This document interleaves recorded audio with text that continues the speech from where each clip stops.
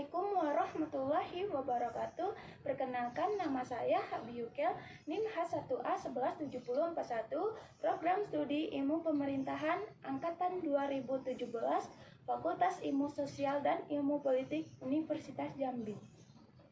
Baiklah, pada video kali ini saya akan mempresentasikan artikel ilmiah yang berjudul Efektivitas Aplikasi e-Samsat untuk Menciptakan Good Governance di Kota Jambi.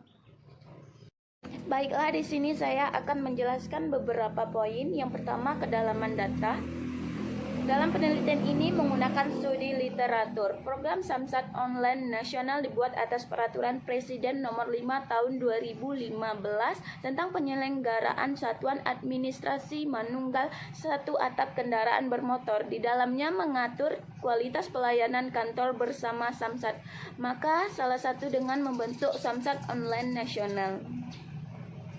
Sudah terdapat beberapa penelitian mengenai implementasi e-Samsat di Indonesia. Dewi 2018 meneliti faktor-faktor yang menyebabkan pembayar pajak mengadopsi e-Samsat adalah karena partisipasi era digitalisasi, kemudahan mendapatkan informasi jumlah pembayar pajak kendaraan bermotor, efisiensi biaya, waktu dan tempat, serta terhindar dari keterlambatan pembayaran. Sementara faktor yang menyebabkan pembayar pajak tidak mengadopsi e-Samsat adalah keterbatasan pengetahuan, kerumitan alur pembayaran, kemudahan inovasi sebelum adanya e-Samsat, kurangnya sosialisasi, keterbatasan fasilitas, dan keterbatasan fasilitas internet. Dewi Pipit Febriani 2018, faktor penentu penolakan dan adopsi e-Samsat oleh masyarakat. Studi kualitatif Kawidi Kabupaten Pacitan, tesis Universitas Islam Indonesia. Estiarani 2015 juga mengungkapkan bahwa proses implementasi kebijakan e-Samsat belum berjalan secara efektif, seperti kantor ini tidak menyediakan jaringan multibank dan kurangnya sosialisasi membuat orang tidak optimal memanfaatkan e-Samsat. Hasil yang diharapkan dari adanya e-Samsat adalah adanya dampak yang signifikan terhadap peningkatan penerimaan PKB dan peningkatan kemudahan administrasi pembayaran PKB, sehingga e-Samsat dapat dijadikan role model bagi daerah-daerah lain yang belum menerapkan.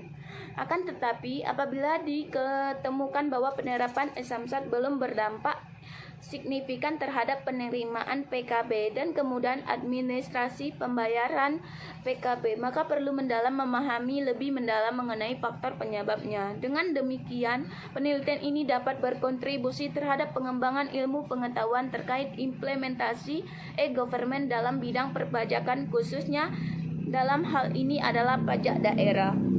Estiarani Vivit 2015, implementasi kebijakan e-Samsat di Jawa Barat, Inspektorat Pengawasan Kepolisian Daerah Jawa Barat. Guna memberikan kemudahan bagi masyarakat dalam membayar pajak, Gubernur Jambi Haji Zumi Zola Zulkifli menerapkan e-Samsat, sistem pembayaran pajak secara online.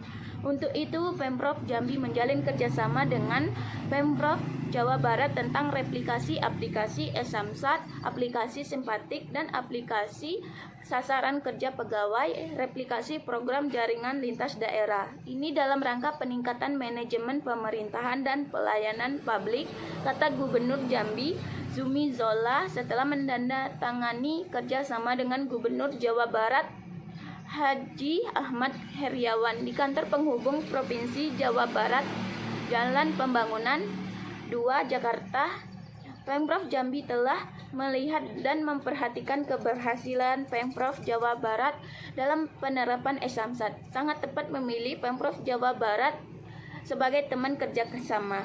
Diharapkan dapat memberi kebaikan kedua belah pihak, sama-sama memberikan keuntungan bagi masyarakat. Dilansir dari laman berita September 2017, infojambi.com. Untuk mekanisme pembayaran PKB lewat ATM ini, syarat utamanya adalah wajib pajak harus memiliki rekening Bank Jambi. Setelah transaksi dilakukan di ATM berhasil, maka para wajib pajak harus membawa struk dari ATM tersebut ke Samsat untuk melakukan validasi lagi dengan membawa KTP asli dan STNK atau BPKB. Pembayaran pajak kendaraan bermotor melalui ATM ini hanya bisa dilakukan oleh kendaraan yang rutin membayar pajak tiap tahunnya, dengan catatan tidak pernah menunggak PKB. Pembayaran pajak ini juga belum bisa mengakomodir pembayaran pajak kendaraan bermotor 5 tahunan atau pergantian plat, itu masih harus dilakukan langsung di Samsat. Pembayaran pajak kendaraan bermotor melalui ATM ini hanya bisa diakomodir sebelum 3 bulan jatuh tempo pembayaran dengan cara sebagai berikut. Yang pertama, masukkan ATM. Yang kedua, masukkan nomor kendaraan yang didapatkan dari STNK dengan kode-kode plat kendaraan tidak huruf tetapi angka. Yang ketiga, setelah selesai akan keluar struk pembayaran. Setelah menyelesaikan transaksi ATM, maka para wajib pajak diharuskan untuk melakukan verifikasi ke Samsat terdekat dengan membawa struk KTP, STNK, dan BPKB. Dengan struk ini paling lambat ditukarkan 14 hari setelah transaksi di ATM dan ditukarkan ke Samsat terdekat. Data ini diambil dari berita Sarli 04 Oktober 2017. Bayar pajak via e-Samsat ini mekanismenya. metrojambi.com. Batasan masalah. Batasan lingkup terletak pada e-Samsat, kualitas pelayanan, kepatuhan wajib pajak kendaraan bermotor. Masalah pada e-Samsat ini banyak, tetapi masalah yang sesuai dengan variabel teori adalah variabel kedua, yaitu transaksi. Pada pembayaran pajak di Kota Jambi melalui sistem e-Samsat hanya bisa melalui satu ATM saja, yaitu ATM Bank 9 Jambi. Selanjutnya yaitu fokus penelitian. Fokus dari penelitian ini adalah membahas efektivitas aplikasi e-Samsat khususnya di Kota Jambi. Penelitian ini bertujuan untuk menganalisis efektivitas implementasi e-Samsat serta faktor penghambatnya di Kota Jambi. Yang kedua yaitu urgensi teori. Dalam kajian ini menggunakan teori Laine dan Lee tahun 2001. Ada 4 tahap pengembangan e-government. Yang pertama, membuat katalog yang berisi informasi. Pada saat ini adanya situs web jambisamsat.net yang berisi informasi.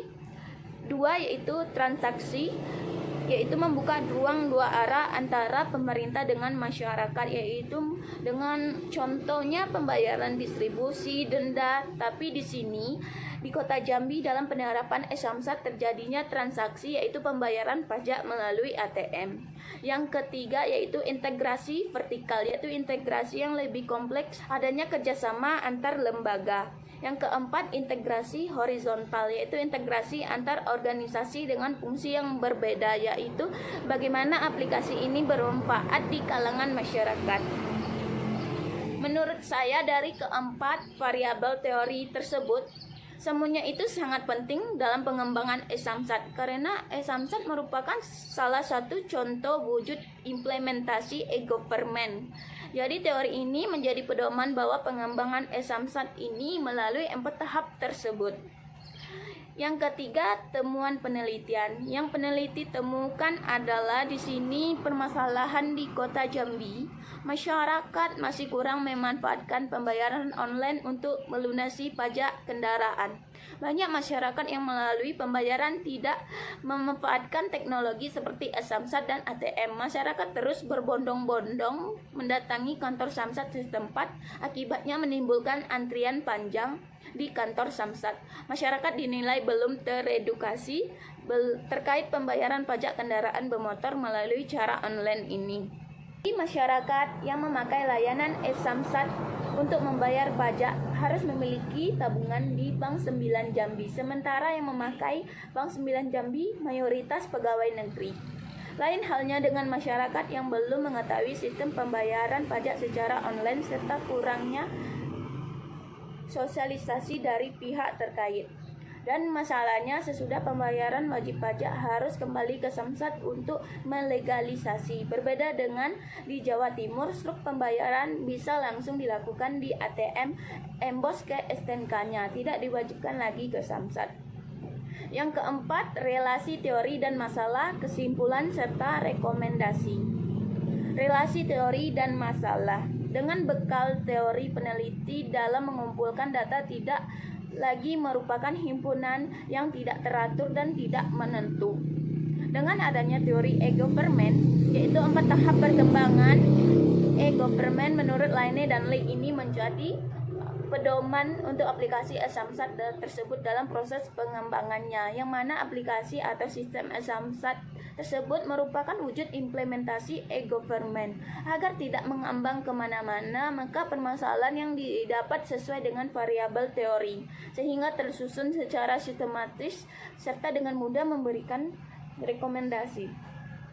Selanjutnya, kesimpulan, penerapan kebijakan adanya pembayaran pajak melalui e-Samsat sangat membantu masyarakat dan pelayannya pun dari tahun ke tahun sudah cukup membaik, menunjukkan bahwa e-Samsat ini sudah didapati sebagai suatu program inovatif dan solutif di tengah-tengah perkembangan teknologi sekarang dan membantu masyarakat dalam menunaikan kewajibannya untuk membayar pajak kendaraan bermotor. Namun sayangnya masih banyak masyarakat yang belum tahu mengenai e-Samsat ini, terutama yang tinggal di pedesaan yang jauh dari kota. Pengguna layanan e-Samsat lebih didominasi oleh masyarakat kota.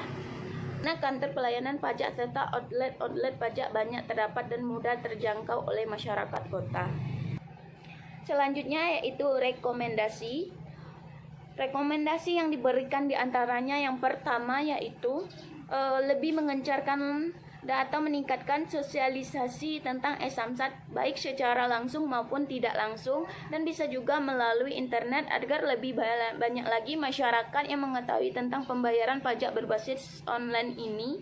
Yang kedua yaitu dalam penyelenggaraan pembayaran pajak kendaraan bermotor masih banyak masyarakat atau wajib pajak yang bingung dengan mekanisme pelayanan yang ada. Oleh karena itu diharapkan pihak Samsat dapat memberikan informasi kepada masyarakat dengan melakukan sosialisasi melalui radio, televisi, media cetak, dan melengkapi informasi yang ada di website Samsat sehingga masyarakat dapat lebih mudah untuk mendapatkan informasi terkait pelayanan pajak kendaraan bermotor. Yang ketiga, meningkatkan sarana dan prasarana agar pelayanan pajak secara online ini semakin banyak diminati oleh masyarakat. Baiklah, hanya itu presentasi artikel ilmiah dari saya. Lebih dan kurangnya mohon maaf. Saya akhiri dengan wassalamualaikum warahmatullahi wabarakatuh.